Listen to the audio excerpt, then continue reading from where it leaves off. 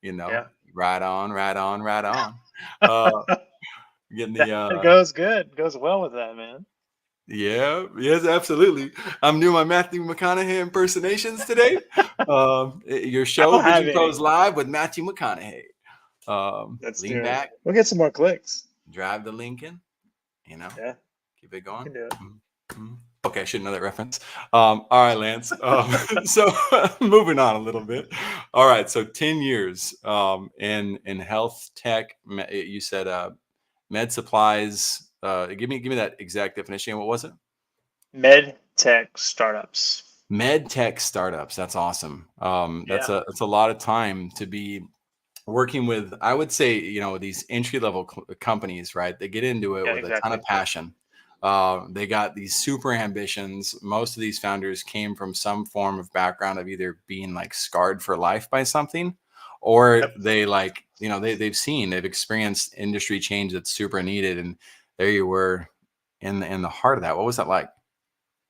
Yeah, man. I love this field because it's people that are passionate, and there's really nowhere else that I've seen this level of passion because you have to dedicate yourself. It's not just another job. It's something that requires you bearing the load of starting a company, which in of itself is challenging, but also creating a brand new solution. Nobody likes change. Nobody wants to stray too far from status quo, and injecting that solution into a very complex field that is healthcare, which has in of itself a whole lot of problems with inefficiencies and other things. So it's a challenge on top of a challenge. So I really enjoy those kind of complexities and what I do. I love it. We're gonna try to squeeze some of this tech talk for those who specifically need your help in regards to, Yeah, again, bridging that gap between the language of clinical engineering and brands. And oh my gosh, that's complicated enough in simple subjects, let alone all the medical jargon that also and procedures that have to be accounted for. PCI yes. compliance, HIPAA compliance, OSHA, there's a lot there. I know enough about those things to be super dangerous. Before we do that, though, focusing more on your vision at large, what are your top three like books, courses, or movies, videos related to a visionary who wants to advance? What would they be? And I like sci-fi movies, and those are the ones that are very inspiring to me because I feel like it's a projection of the future. Uh huh. And so top I'm gonna movie make of you all rattle these time. fast, though. What's that? What's Oh, that? top movies. Oh, no, no, T- that one, and then the resources. oh, shoot. Resources. I'm big on. What's the video though? What's the movie though? You Oh, got me Terminator hanging. 2. Terminator Terminator. 2. Okay, Terminator 2. Got that one. I gotta say The Matrix too. I gotta throw that one in there because I can't Okay. just say Terminator Well, 2. we're gonna put those together. Terminator The 2. Terminator 2 and the Matrix. Every doctor's favorite online resource, up to date. I can't live without that. So I live and breathe because it gives you. It's like if it was printed out on Is that the paper, it'd name be of a it? million books. Yeah, it's called Up to Date. Oh, UpToDate.com. oh, up to date. Okay. Up to date. All right. All the doctors already know this. Like Jackson, get out of his way. He knows what he's doing. Okay. Up to date. What's the third? I'm a big Ayn Rand fan. I don't know if you know her, author of The Fountainhead, Atlas Shrugged, and many other books around philosophy of objectivism. That's my favorite. I've Wow. read most of her stuff. Somebody's got to translate that for me. That was that was good. We will ask you to help us learn how to write that in Google, so that Okay, we can make sure sounds to good. add that one to the show notes. Awesome. Sounds good. Okay. What about for the normal human beings out there? Those of us who have a little bit lower IQ. I'm in that bucket. What's a simpler resource for a visionary that like blew you away? It's like, man, everybody's got to read that. Oh, Zero to One by Peter Thiel. Okay. Yeah, 0 to 1 great by book. Peter Thiel. One more. Um, All right. Welcome in to Vision Pros Live with Jackson Callum. I'm your show host. We will be doing interviews for visionary entrepreneurs and guest leaders who are building fantastic visions out there.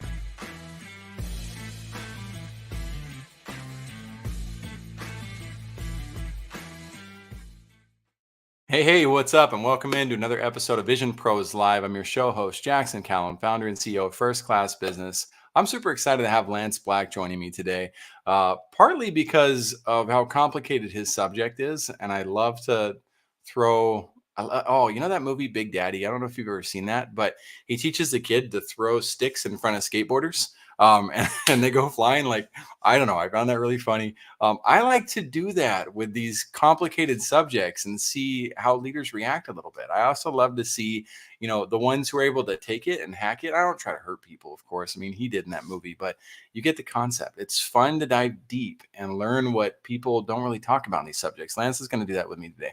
I also love that he's got this edge of sarcasm behind him that he says he has, but I've never seen it revealed. He's like a super nice guy. So we'll see if that comes out in the show. Before we bring him on stage, though, we're going to go into a little bit of these sponsors and opportunities to give back. The first being Patrick Creighton's Laid Back Languages. If you're in a position where you see the benefit of learning a foreign language and you want to do so fast, it is truly all about finding the right teacher or having the right methodologies of learning already mastered. I was fortunate to learn Spanish in 4.5 months fluently. I didn't know that until I was 18 months into living in Uruguay, when I finally felt like, wow, I'm better than I thought. When did I get here? And again, it was at about that 4.5 month point. I met Patrick about 3 or 4 months ago, and I saw that his methodologies, the way he teaches, the way he nurtures people, reminds me tremendously of my own learning path. And as I've gotten to study with him and help him build out his program, I realized, like, dang, this guy is a genius of helping people learn languages. He can help people learn the same way that I was able to pick up the language as well. So if you're in a position where you need that, or somebody who is, definitely refer him to Patrick. He's a great guy, nice dude, and great at what he does. DeTeo Publishing as well up here. The DeTeo Publishing is run by Ashley DeTeo, and Ashley is is probably the best research and development specialist that I've ever worked with from a content standpoint. Whether it was working with the Nomad Capitalist or research and writing her book Wallace the Westie for children, she's got a super depth and ability to dive into all sorts of subjects. She's got 2 main offers that she focuses on. One is called a manuscript review. If you're new to the book writing process, that's one of the most important steps to take. Not just working with one person who tries to demand your attention, steal your thunder, and make you a bestseller with only 3 reviews on Amazon. I think that's embarrassing, by the way. I think most of your market finds that embarrassing. You want a proper launch. And so manuscript review is part of that process to make sure that your book is ready to launch. And then she takes on very few clients that she helps with the actual entire process of creating, conceptualizing, strategizing the marketing for it, and getting your book launched. And she does that for entrepreneurs, visionaries, people who have legacies they want to establish, and she does that very well. I would not anticipate spending less than $15,000 on a proper book launch, by the way. If you are, you're probably going to cut a bunch of corners and end up with a book that maybe your mom's proud of, but I don't know if the market will be. On the flip side, over here, to give back even further, and to give back to the rest of the world, the Water Project, guys, this is huge for me. I'm a big fan of the Water Project and what they do, because there are millions of people on earth who don't have access to their basic necessities. I'm not talking about the internet. I'm not talking about the air conditioning. I'm talking about water itself. These kids or parents who have to work also have to go find a source of water, and sometimes they have to walk for miles. In Africa, I can't imagine it's very, very fun to walk 3 miles in Africa just to find a source you don't even know if it's safe for your family to drink or not. And yet here, this project has organized the ability to see which communities you're giving to, what the project is they're working on, and they give you picture posts about what they're doing in those areas to help these villages get access to water. It is amazing to see those updates. So it's a feel-good opportunity for you. More importantly, it is giving back to those in need. If you know of another cause that you'd also love to see supported, just drop a comment and let us know about it, because it might be something that we put alongside the Water Project. Maybe someday we decide, you know what, we've done what we need to for the Water Project. Let's move on to this project. You might be the person who inspires that. You also have no idea, if you share this opportunity, if you share that with people, even you don't have to share my episode. You can share the link to the Water Project directly to a friend or family. You never know, they might give $10,000 to the project. And that would be you creating that catalyst. So please use your microphones, use your social media channels to do good. And without further ado, Lance Black, welcome to Vision Pros Live, man. Thanks, Jackson. Thanks for having me, man. Appreciate it. Absolutely. So as we get ready to dive into this topic, we're going to move we'll come back to your topic of improving the health industry by translating tech languages between clinical engineering and brands, and we'll do that in English. But first, as a visionary, we're going to dive into visionary topics. Who's going to benefit today from your vision? The vision of what you're up to, your leadership experiences, best and worst, and the powerful lessons you're going to share. I mean, I think those who have found themselves, I don't know, constrained by traditional career trajectories, and they're looking to break out and trying to understand how to do that. I think Mhm. those people would be interested in hearing what I have to say, because I've gone through that path and I've stumbled through it, sometimes blindly, other times with great mentors, and have a lot of battle scores to show for it. Sure. Oh, I love that. Go ahead and expand on that. You're going to give me time. I'm going to teach people in the audience here. I'm taking time to write what he said for you guys in the comments. And my way of doing that is giving my guests the opportunity to expound further. That's why they do things like that on live TV. Go Yeah, ahead, man. I'd love to hear it. sure, man. I've never been the kind of person to sort of, here's my 10-year plan. Like, I never sat down and thought through what it is I want to do long term. I've always been an opportunistic, and I found that not only to just be, I don't know, in line with my sort of personality, but also keeps things interesting. And so I remember in undergrad deciding almost last minute that I wanted to go to medical school. And then once I was in medical school, I'm like, well, this is interesting, but I think I might want to do something else. And so there was a lot of those things in my educational career and in my professional career where I was making decisions that other people hadn't made and weren't sure how to counsel. Like, well, why aren't you going to this next level, then this next level? Because that's what everybody else does. And so I found a lot of challenges along the way trying to create my own path. And part of that was just being willing to do that and not necessarily letting the naysayers guide me, but also finding people throughout my career who have done something similar or have done something analogous that I can then say, if you're able to do it, I can do it too. But yeah, I have a very supportive family, very supportive friends that have actually helped. I would say that's probably in of itself the only reason I was allowed to do what I was able to do, and get to a place where I'm super excited and happy and passionate about what I do day in and day out. I love everything about that. And it just sounds like a whole lot of truth to me. And that's the biggest Thanks. thing. So I'll leave this endorsement up here for a little bit for those who want to tune in to see the video. If you're listening, then you can check that out through the social media channels or by watching at this moment. Anyway, let's move into some of these questions. But yeah, guys, just know too, everybody is listening, and I don't know why I'm going for guys today, but all you leaders, women and men. Um, it's not necessarily Bill Gates who needs to come on this show and share their visions. Not that Lance and Bill aren't exactly, on the same level in every aspect of Close. life, right? But visionaries are often, they're not just they're the integrators behind the vision. They're the people who have found the opportunity to serve within the community. That the Johnny Appleseeds didn't have their own farm. He didn't have his own farm. He planted seeds all throughout, and found his way in and out of communities. And yet he became a living legend. Lance, I see you as that in many respects. So what's your vision for those that you serve?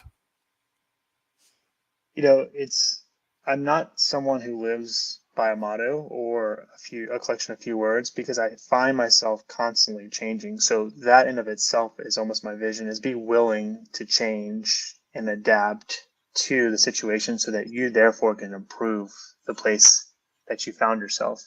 And it sounds sort of like happenstance, but I think it requires a lot of planning and a lot of thought when you are in that changing state, which I think is where people get very stressed and anxious and really don't perform. And so thinking through, how do I perform at my best when I'm in a stressful situation, is part of where I focus a lot of my effort. And when I mentor folks, it's a lot of what I discuss is, what brings you to this place where you can calmly assess the situation, find the solutions that are appropriate, and move forward. Well said. And let's go in deep about your vision. So where do you see yourself down the road? What does that destination look like? Yeah, well, it comes back kind of to the vision that I share with my the people that I mentor, which is to be willing to change and be adaptive. I think people sometimes say things like, "I always want to learn and I always want to be, open minded." I think that's part of it. Maybe that's similar or adjacent to what I'm suggesting. Mhm. But I don't look at it as like I have a vision for my life. I look at it as once again, opportunistic. I just want to experience life, I guess. And Mm. that I do that through my career. I do that with my family. I do that with my friends. But that requires an open mind. That requires a willingness to change. That requires a level of humility that I think is really hard to come by. And I'm not saying I'm the Wow. most humble guy, You're the but I'm, most. You're well, the most. We're giving you the award. there it is. There it is. A trophy for humble. That's right. um, Self-made. yeah, but I do think, hey, I don't know everything, and I'm willing to learn is a really good attitude. It gets you places that I think are interesting, and that's kind of what I'm about. So I would say that's my vision. Absolutely. I've met a lot of people in my life that remind me of Richard Branson that aren't multi-billionaires. They're not famous. And that's so cool to me. It's such an and they might be multimillionaires. I don't know. But Yeah, there's again, it's that reality that we don't have to define the destination. We don't have to control it. 100%. Right. And so that's what I heard in your vision was rather than striving to control it, there's like you said, that openness of I'm ready for new opportunities that present themselves. I joke with my clients, it's becoming less of a joke now that I'm publishing it into the air. But I always tell my clients and they come on and they start to think through like, oh, like what's going to happen as your brand grows. A lot of people want to put me in non-competes. And I'm like, heck no. Yeah. like not a chance. And maybe in some markets, but I said, listen, if Mark Cuban comes along and he says, hey, Jackson, I want to pay you $10 million a month to help me run my companies because what you're doing is awesome. I'd take it. I'd be so happy and excited. I'd call Oh all my boy. clients right after. I'd be like, okay, cool. I'm going with this. Like, okay. Yeah. And there's a couple of opportunities there. One, I could now invest in every single one of my clients, right? They don't need me.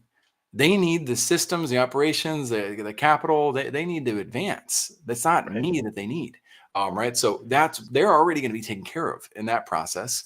Two, I can focus 100% on what Mark's up to and how he's doing because I love what he does. I'd love to be. Now he's a minority owner, but he's still there with the Dallas Mavericks. I still think it'd be cool.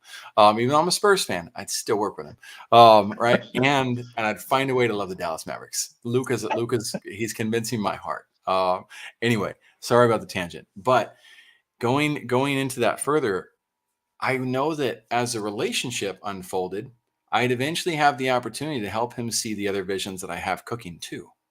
Sure. And he, as an opportunist, is also going to recognize, oh, whoa, Jackson's got an app that idea that would completely overhaul the music industry. I know like that's super up his alley. I gotta pay my dues, right? To those I work with, I've got to show up and serve them on their visions in order to gain that type of authority and respect with Yeah. them. 100%. Yep. But I'd shift in a heartbeat. If the right opportunities come along, I'm ready to open my eyes to them while remaining completely focused on what I'm doing in the here and now. And that's what I heard you talking about. Did I get that right? Yeah. Yeah. There's a couple of things I just want to kind of draw out of what you said. One is you got to pay your dues. So I'm definitely, recognize that I'm speaking from a position of privilege in the sense that I went to med school, I went to residency, I did the hard work to Mm, become a physician. And although I'm not a practicing physician now, I can still wear that badge and be able to open doors that otherwise I wouldn't be able to open. So that gives me new opportunities that otherwise I wouldn't have. So I guess I have to recognize that. And that's why it's huge. I've always been reluctant to slap a motto or a very specific set of ideals to what I do because it changes, right? As soon as you Yep. get through that, then you're like, well, I've learned this. Now I want to do something different. At least that's my mentality. So that's the one part that I took away. And what has sort of drawn me into the medtech startup scene is that those companies themselves sort of personify my own thoughts, which is like they're very opportunistic companies. A lot of larger companies, and I don't want to say names, but ones that are very successful are very cemented and rigid in their processes because they have to be. They're Right. manufacturers or distributors, right? They're trying to sell to millions of people, not one person. So they have a different mentality and philosophy, and I don't identify with that personally. So it's hard for me to sort of pigeonhole my way into that. So that's why I find startups so refreshing because one day I'm talking about regulatory strategy, the next day I'm talking about a clinical trial. And I wouldn't have that opportunity had it been for be going toward a traditional, I would say, career. So those are the two things that I really walked away from what you just said. Huge, man. I worked at the UPS store for 3 days. And on my Yeah. third day, I was 16 years old. On my third day, I asked the boss, what else do we do? He said, let's watch YouTube. And I was like, what else do I need to learn? He said, you've already learned it all. I was gone. I was done. Yeah. And my best friend worked there for 8 years. And I was like, whoa, how are we so different? But that usually works that way, yin and yang. All right, so let's switch into a super dark subject. That was probably one of my worst leadership experiences. It goes a little deeper than that. But what has been your worst leadership experience ever? There's a couple. I mean, if I'm collectively putting together as a the worst experiences, it's having to let someone go. And I've been in that position multiple Mm. times, unfortunately. And the reason why it's such a horrible experience is because I feel like I've let that person down. For them to be in a position to where now we have to let them go, we have to fire them, terminate them. It's what where did I go wrong? Where could I have mentored them? Where could I have helped them through whatever issues that they were facing? Whether it was just a level of incompetence that they could have been educated on, or his Yikes. personality, whatever. Like why am I in this position? So I know that's not one particular experience, but No, it's a that's big one that's though. You sort of gave me yeah. goosebumps, man, from a little bit of PTSD coming out of me right there. Go ahead. The, You can keep hitting it no, because I we're on an don't I important don't subject. lose I don't lose sleep over much. I'm a good sleeper. But when it Mhm. comes to having to let somebody go, that's the thing that keeps me awake, and it bothers me for some time before and a while after, for sure. I'll add to it. And from Yeah. another perspective of, what could I have done on the front end to prevent this person from getting into this situation in the first place? I lost a dear friend that is very important to me. Not from a death standpoint, but from a we're probably done for life standpoint because of what transpired. Had I been less hasty on the front end of the process, and had I conditioned my HR director at the time to be more prepared to say no to me and to be willing to reveal the red flags that they saw, we would have never brought them in to begin with. And he later revealed that and said, "Man, I knew it was your friend." And so I didn't bring this up. And we had a sit down conversation about how I get it. It's the first time you've had this experience with me, but we cannot let this happen again. Like, you have to challenge me, even if it's my friend. There's no nepotism involved in how Yeah. we do things. And I need to know that you trust me enough that you'll bring that to my attention in order for you to be the HR director. And so we got to learn that lesson. But that even though what transpired afterwards was a person that would be easy to point the finger at and said, man, they really screwed this up for all of us. They really came in with this toxicity that crushed everybody's souls. Um, Yeah. I let that happen. And I've got to put So better processes in place to learn from that as a leader. So yeah, I would agree that's a heavy one. As we yeah. move into, go ahead. You have another thought before we go into No, best I leadership? was just thinking about like some people. It's not necessarily that they're not capable in a different position. It's just they're in the wrong place at the wrong time. Yeah. And it took me a while to learn that. Like, you're just not in the right position. You may have been for the past 3 years, but the past year, your performance has changed. I can tell your attitude has changed, blah, blah, blah. And Wow. now you are suited better for some other position. I don't know what that is, but it's not here. Right. And that's kind of how I started to understand better where there is a thing called fit, and it doesn't necessarily mean somebody's wrong and somebody's right. It's just the fit's not there. And for startups in particular, I mean, we are constantly evolving and changing. And the most mature CEOs that I know will really quickly say, look, I'm CEO now. It might not be that case next year. It's not to say that they're going to get fired, right? But they may have to step down, or they may have to go to another position because they understand the needs of the company change. And I got with to get a that, bell it real needs to, quick, guys. You keep going on that. I'm going to disappear for a second, but I want you to yeah, keep going on that thought of these CEOs having to change. yeah, absolutely. I think it really inspired me when I started talking to CEOs of startups that have been successful, especially around raising capital, that are willing to step down when it comes time within the company for a specific change. For instance, they raise a different round, or now they're selling and they don't have that experience. So they're mature enough to say what's best for the company. It's not somebody who's inexperienced to try this out for the first time. It's for me to step down to a different position and allow somebody else who's been there, done that before, and learn from them. That was actually pretty eye opening, because in the healthcare community, it's a different perspective. It's not like surgeons will step down and say, you know what, I've never done this before. Why don't you come in and do this for me, and then I'll do the next one. You do a lot of that in training, of course, but once you're out in the open, it's you and you alone, and you're doing it whether it's the first time or not. So that Right. was a pretty jarring experience for me, but something that I highly respect now when I see individuals like that. That's amazing. And it brings up a really important topic that I hope the world pays more attention to, and that's the argument of ethics, and who's unethical and who's not. We're so quick to judgment. We all as human beings want to think we have all of the necessary data and variables to make a judgment call, Yeah. right? And to make the right judgment call and say that it's right or wrong. You're leaving space for that.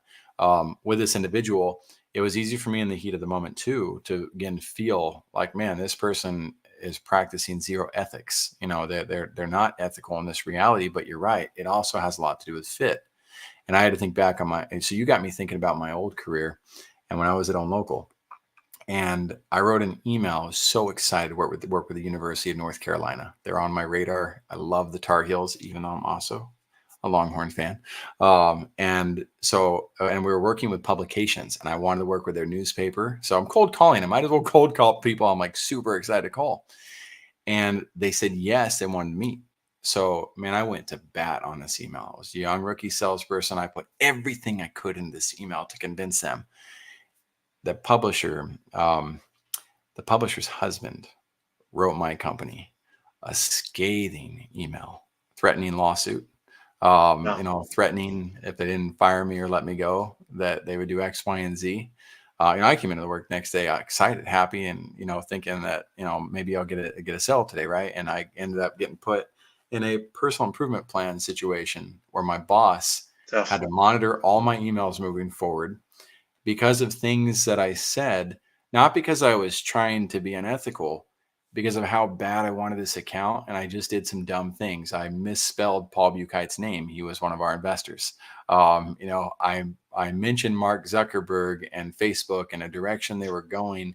To the best of my ability to help tie it together, somehow I Sure. misspelled Zuckerberg, Got it. in the process. And then this person interpret all that as you're claiming to work directly with Mark Zuckerberg and all these big shots in order to, unethically sell this product to us like it's the best thing since sliced bread, and you're being aggressive. I was just a young dumb sales rep. That was it. I just didn't know, and I'm glad I went through it because that email monitoring process turned my email capabilities into something rock star level. And Awesome. before it was horrible. But again, you give me the opportunity to realize, dang, yeah, every situation when we usually think somebody's unethical, I found myself to be wrong every single time when I've dove deeper into the experience. Got it. Yeah. That's good, man, All right. that you can grow and learn from that. That's awesome. These are like therapy sessions for me. These shows, they're awesome. I get great mentorship in the You should be process on of a these couch. interviews. You should be chilling on the I couch. should. I should lean back. I Yeah. had my prayer bell go off. That was my gratitude prayer bell. So anybody who's ready to feel gratitude, go ahead and take a little moment. All right. So what's your best leadership experience look like, Lance?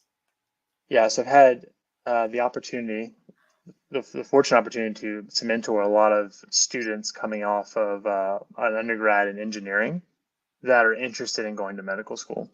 That was kind of my path. Obviously, that's why people reach out to me like, hey, you're a biological engineer. You went to medical school. Tell me about that. I'm thinking about doing the same thing. It's a little bit non-traditional. It's becoming more traditional. Actually, there's now schools that do exactly engineering and medicine together. But so I've had the opportunity to talk to a lot of individuals, and I became known as the guy who talks people out of going to medical school, which sounds really bad. But I'm pretty proud of it because I get it. it was an opportunity for me to like just shine the light on like, look, just because you're capable and you're competent enough to do this doesn't mean it's the right thing. And not to say that here are all the bad things about medicine you should consider. It wasn't that kind of conversation. It was more about don't let somebody else define your path. Don't let traditional education define your path. Don't let traditional career paths define who you are. And Right. having that conversation for a lot of these students, I feel like it was the first time that, they're sort of opening their eyes to like, oh, there's more to it than just what somebody else has already done. So that's probably what I'm most proud of, or I think is probably my strongest leadership or most positive leadership experience for sure. That's cool. Getting, just helping people become a little bit more aware of the perspectives, and paradigm rather than just following, blind faith. Yeah, head down. Or I mean, I tell you, man, like in the undergrad to med school to residency to physician pathway, it's head down, yeah, headstrong, you know, 12, 14, 18-hour days. It's not something you have time to just sit back and pontificate and be like, should I do this? Should I do that? You have to be dedicated and you have to be resilient. And I totally understand that. So every once in a while, though, you kind of do have to stop and smell the flowers and say, okay, what am I right. doing? Because I'm about to engage on a 20-year educational path that at the Hmm. end I may not be happy about. And that my personal experience, it's not that I wasn't happy. It's that once I started practicing medicine within 2 years, so maybe not as quick as your UPS story, but within 2 years, I was like, man, this is not what I thought it was going to be. This is not quite what I want to do. And I had just gone through an additional 12 years of training. And I'm like, well, what do I do now? And when I made that decision to do something different, which wasn't the traditional clinical path, it felt like going through like a divorce. I've never been through a divorce, happily married, but it was like this weird, like tearing away from what I thought I was supposed to be doing to what I wanted to do. I had Mm, just sacrificed a significant part of my life dedicated to this relationship of healthcare or medicine. And now I'm saying, yeah, I don't want to do that anymore. And it's not just as easy as giving it up, right? I had to go back and figure out like what do people who work in startups do? Like I was asking very fundamental questions that high schoolers would be asking, but I was a professional, and so it was a very awkward time for me. It was hard, and I just don't mhm. want anybody to have to face that similar situation just because they Yeah. didn't give the few minutes of thought that they could have prior to engaging on that pathway. I love that. There's a couple paradigms on it. I told myself I'm not going to color commentate on this one, but then you wrote me in bad. I now have to. It's my fault. It's Um, my fault. Okay. no, your opportunity, your opportunity. But yeah, you got to share the mic now. So the divorce aspect. I'm a professional divorcee. I'm twice divorced now. Gotcha. So I will say your experience 100% correlates. Absolutely. The paradigm shift is 100% relatable. And I know there's sensitive people who would say it's not, but that's why I get to be your guy and say, no, your analogy sound. It works out. It is. It is exactly what you described. Maybe and then some. But again, I haven't experienced your experience. So how would we know that? Right. And Right. I hope what people gain out of this communication right here is that it's not necessary to argue with people, right? Or to create conflict where there's not one just because apples and 100%. oranges, are different. They're also both round, okay? They are. You can find That's right. the similitudes. They're similar size too. Like we don't have to create conflict in our life. So there's another concept you talked about on there that got me, and that was I want to expound it just a bit further. Um, you use the word have to in relation to this 20-year career path. And I would expand that to a bit further of a paradigm of, and you talked about how when you said it, you say, you have to commit to this crazy. I think that's one of the challenges too that people face is they believe that. And that's not true. Yeah. It's not absolute truth. It's truth from one angle, but Patch Adams comes to mind for one. Yeah. And Another movie. his, yeah, I love that movie. Even though it's just a movie, and somebody could say that, right? But in addition to that, I had a bishop in my church when I was young, and he sat me down, and my wife was pregnant for our first child, and he said, Jackson, I know how busy you think you are. Life's never going to get less busy for you, ever. you need to get your order. And this is the nicest guy, like in every moment. But he sat me down and he gave me one of the sternest talks and I've ever had, saying, order, order, order, order. If you're going to do all the things that you want to do and make them happen, you need to get order in place. It's not going to get easier. It's only going to get harder from here. And so for those who are grandparents and for those who are parents of 5 children plus, oh, I'm sorry, man, but the whole residency process, the whole doctor process, a little bit of a cakewalk. And again, I didn't go through that per se. I say a little bit of a cakewalk. Same thing with any Marine who's been through boot camp, but then goes to war, right? And actually experience the depths of a prisoner of war. Like Yeah, there are levels to all this stuff that we can huge. survive and go through, or that we can thrive in spite of.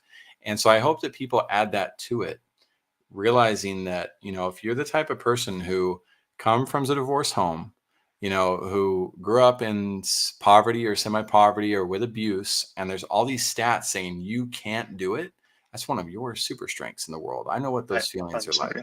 And so it's for any, and I know I'm not going to break through with most of those people who are on that path laser focused, but hopefully we catch some of the ones a little bit before that, or the ones who are open-minded enough to say, you know what, I get to make time for my priorities, and I get to choose how I'm going to go about this process. And maybe it means less Netflix and less wine, but I can That, choose, different realities for this paradigm. What are your thoughts on that? Any pushback? man, no, it's funny. I was about to say, sort of to your last point, something that I learned from going through all that is everything is relative. So you adopt a certain perspective from your experiences and you apply that perspective in future events. We all do this, right? Yeah. And when I left medicine, one of my first jobs was working with startups. And I remember seeing those that were around me, like kind of running around with their like chickens with their heads cut off, anxiety, screaming. I mean, it was a big event that we were hosting, and there was a lot of reasons to be stressful. But I'm like, Mm, look, nobody's dying. This is not an ER. We're not resuscitating someone. This right. isn't, like you said, war. Like, it allowed me so much to kind of just take a second, calm down, realize, provide that sort of perspective that otherwise I wouldn't have had I not gone through what I consider to be somewhat traumatic residency. But yeah, I think you're right. I think it is a superpower in the sense of if you can apply that perspective in your future endeavors, like that's a strength. Yep. It's not something that's going to hold you back. In fact, it's only going to propel you and allow. Going back to sort of our original kickoff discussion, it's going to allow you to be resilient and be someone who can remain calm in times of change and apply, a level head, which is always the best perspective in those situations. So 100% agree and have experienced something similar and wish that hopefully I can project that to others and they can kind of understand what that means. I love everything you're projecting and putting out there so far. I'll find you. Every great strength, every leader with tremendous strengths comes with tremendous weaknesses. So I'm usually excited to find those sooner than later with my friends and family, so I know what to expect. So I'll find your weaknesses eventually, Lance. But No weaknesses here, Jackson. I love it. Right there beside the humility trophy, the no weakness man. I love Yeah. it. All right. So normally we go into powerful lesson next. The most powerful lesson you can share. We might come back to that. I want to make sure that we honor your time as well as the audience's time too, and get to the aspect of improving the health industry by translating tech languages between clinical engineering and brands. So if we have time, we can circle back to the powerful lesson, or you can Okay. redirect me. This is your show, not mine. So when it comes to communication and tech languages between clinical, these are 3 different things: clinical, engineering, and business leaders. What does that look like? What do they need to know? What are they doing at the highest of levels, not to the beginners, the ones who are in the trenches right now? What are the things they got to be working on or could Yeah. be working on? So maybe I'll make this one quick and we can go to powerful lesson because I think it's all a little bit related. When I first started looking into what does it take to build something new, a new technology, a new process, innovate into this complex industry that is healthcare, I started to find buckets, and people would explain it to me as in buckets, which I thought was really interesting. It helped me to kind of grasp through a framework of where do I fit in. The first framework was, hey, there's pharmaceuticals, there's medical technologies, and that could be like an MRI machine or new surgical tool. There's digital health. These are apps. These are software programs. There's biotech. This is, a little bit like pharma, but they're able to break it down. And they showed, look, it's also startups, middle-sized companies, and large companies. Startups are the ones who are creating something new and shaking up the pot. They're shaking up the status quo. They're the annoying brother that's got a new idea that keeps bothering you over and over and over until one of them actually makes sense and they pop up. And then the larger companies sort of take that on and say, okay, we'll acquire that technology, we'll build it, we'll say we're innovative, and actually somebody else did it. So once that was explained to me, I started to understand better the bigger picture. Then it came down to the buckets within that industry. There's clinical, obviously that healthcare is physicians, nurses, technicians, anybody that's operating in the hospital. There is what I'm calling engineering here, but that could really be software engineers. That could be technical people that are developing, makers that are developing the product. And then thirdly, there's entrepreneurs, those that are responsible for building the business that becomes the vehicle to get that technology to market. And once I understood those three buckets, then I started to piece together what's the problems within those industries. They're talking past each other because they all have their own jargon. They all have their own dictionary. They all want to be the smartest guy in the room. So a lot of times they're speaking in a format where these other buckets can't understand and they don't want to understand. And so I quickly started to say, well, I have engineering background. I understand clinical because I'm a physician. If I move into understanding more business, then I can sort of be the sort of a bridge between those three buckets and improve the way that we take new technologies to market. So that's kind of what I feel like I'm doing now. And I'm obviously learning a lot and still learning and always will be learning. Of But that's course. where I see myself living is like, I'm not a clinician. I'm not an engineer. I'm not an entrepreneur. I'm like all three. And I'm a generalist, Yep. not a specialist. And so I'm okay. And it took me a long time to figure out how to be comfortable with doing that, as opposed to being the guy who's like, hey, he's the gallbladder expert. I don't know, pick some random thing. Hmm. He's the guy that does this, and this, and this, and that's what he's known for. I'm not that person. So I've learned to Sure. live like on this other side of things. So that's kind of I'd quick still, summary, I'd hopefully. still open, I'd still call you a generalist, a specialist, and an expert. And the reason why is because it's not for the sake of the dictionary, it's for the sake of the interpretation of each human. Right. So some people will say the term "I love you," for instance. Right. Me saying that to my son is going to have a different effect than it's going to have if I said it to you. It's going to have a different effect than if I said it to a brand new woman that I'm dating, or to my ex-wife. Right. There's my meaning behind it, but there's also the interpretation from the person on the other side, and a person who's been traumatized by the word love from years of abuse associated with love might absolutely hate that word, and say, whoa, this person's coming at me to get something from me. So I would just again, not trying to coach you, but anybody who's listening, right, it's for all you visionaries out there. um, if we strive to not play the semantics battle, and we get behind the word to the principles of what's practiced, we can see the value that exists there, and the Yeah. value of having somebody like you who has that specialized expertise to bridge those communication gaps is super unique. That's something that I've gotten to do in my role with companies. That's the same exact area that I sit in. When I was at Restaurant Connect, we were full service and I'm still a junior co-founder of that company.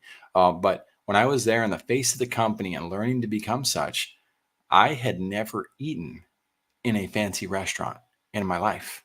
The Yeah. fanciest restaurant I'd eaten in was an Olive Garden. It's And pretty that's not, fancy. it's pretty fancy. For me, it was the top. Like I I had love no Olive Garden. idea. I had no idea there were Bottom of the restaurants more salad, fancy though, than that. Jax. You know it? And I love Olive Yeah. Garden, but it's like the McDonald's of fancy. It's everywhere, Yeah. and they got great prices and stuff too. So shout out to Olive Garden. I love you. And but I'm talking about servicing restaurants that have $100 and $200 plates.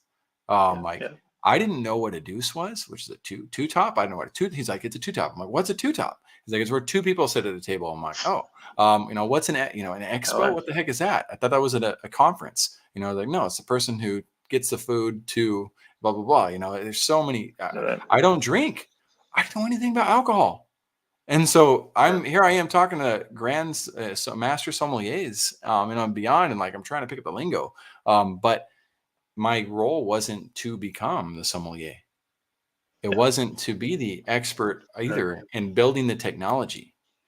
It was to bridge the gap so that they could understand each other in terms of what they needed to be the communication liaison so that all parties improved, which improved the whole operation. And you're doing just that. Lance, I want to read a quote from you.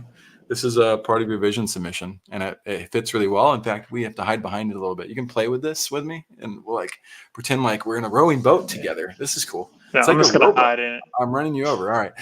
It says, my vision is to continue to challenge the way we think about healthcare. Each actor or entity involved in innovation has a different mentality, and the obstacles are generally those of communication between all of these active parties, all these actors. I'm lucky to be able to translate technical languages between the clinical field, the engineering field, and the business speakers. Yeah, man, I've seen your tolerance of my dad jokes and humor mixed with the ability to dive deep into the technicalities tells me a lot about your ability to appreciate where different angles come Absolutely. from. So super cool. All right. So do you want to throw down a power lesson before we wrap up? This would Yeah, be man. the most powerful lesson that you could share. If this was your last chance to talk to visionaries, what would the lesson be from your experience? Yeah, the thing I actually feel like I tell myself this every day, and that is it's easy to be a critic. I think people are paid to say no. It's really the first thing that we go to when we're introduced with something new. So, as an example, I have a new technology, I present it to you, Jackson. Your mind immediately goes, usually will go to why it won't work. And so you start to ruminate on why the thing is defective or why it will never be adopted. And I think it's maybe more so in my industry than general, but physicians in particular who I speak to every day, day in and day out, are sort of in a position to be super sensitive to what could go wrong, obviously, because it could hurt a patient. And so if I had to sort of pay it forward, it would be to, understanding that I think allows you to then make the necessary next move, which is to sort of bucket that, recognize it, take note, and move forward, but don't let it affect you emotionally or don't let it affect your passion for moving things forward because change is not easy and nobody's going to be like, oh, yeah, that sounds great. Let's go. Like, that's not going to happen, even though that's our expectation sometimes. So that's one thing I'd pass forward for sure. I love that. That's fun. To throw down a new paradigm on that too, because this is so fun, dude. Um, the You happened to use the word "you" when you made your statement about me saying no. My instinctual reaction is common and is human, was to say not true about me, which is in essence no. Right? That was my instinct, Yeah. and within a split second, though, because of my entrepreneurial personality and what I've learned along the way, my immediate shift to no was, how am I not, how do I embrace this opportunity? We as entrepreneurs are a very strange breed of people. I can't speak for all of us, but there's a lot of us that when somebody attempts to put a limitation on us, our immediate response is to look for solutions to the opportunity at hand. So when I'll add to the no, I love the lesson. Yes, our immediate natural instinct is to often say no, and or we've shifted to the yes man culture, where our other Yeah. opportunity is to often say yes. When if we would add a different layer, that what's much harder to do is to say, tell me more about that, and Yeah. listen to understand the depth and practice. Tell me more about that. Tell me more about that. Really getting to understand the subject. If we could gravitate from reacting like animals, from responding like humans, to listening to understand like great leaders, then our communications across the board, mine would improve dramatically if I maintained that in my as my every opportunity response in situations where people are trying to be understood with me. That's a great addition, man. Totally agree. This was a beautiful lesson on life. This is an awesome opportunity to talk. Visionaries who are out there, if you would love to share your vision on our show or like to, we would love to have you. So definitely in the show notes, notice the application buttons. You can check out and see the process for submitting your media kit or your bio to simplify that. You don't have to have a media kit like Bill Gates to be on the show. We're giving him double shout outs today. And also we'll have links in there for connecting with Lance. Now, Lance, we've got Piranha Thoracic. Just kidding. Prana Thoracic. Is that how you say it, or is it Prana or Prana or Prane? Prana Thoracic is right. Prana Thoracic. Awesome. CCSO. It's been an absolute pleasure to have you to talk about communications in general. And feel free to, again, chop this. So everybody knows who's listening. You can chop this video up, Lance, and use these segments as well to influence your market as you see fit. You're welcome to use the show. Anybody else who's out there too, feel free to use my stuff. This copyright stuff where people like say you can't use your stuff and you can't use your music and all that. Use my materials. They're yours. They're meant to bless everybody's lives. So Vision Pros, thanks for joining us today, Lance. We appreciate you being here, man. This was great. Thanks so much for having me, Jackson. I really appreciate it, man. Absolutely. Take care, everybody. Have a great weekend. Thank you for being here today. I'm really happy that you tuned in to Vision Pros Live. I'm looking forward to seeing your reactions as these episodes continue to move forward. This is going to get more and more fun. We'll have more and more engagement as well. We'll invite people to participate in the show. And thank you for giving us your time and attention.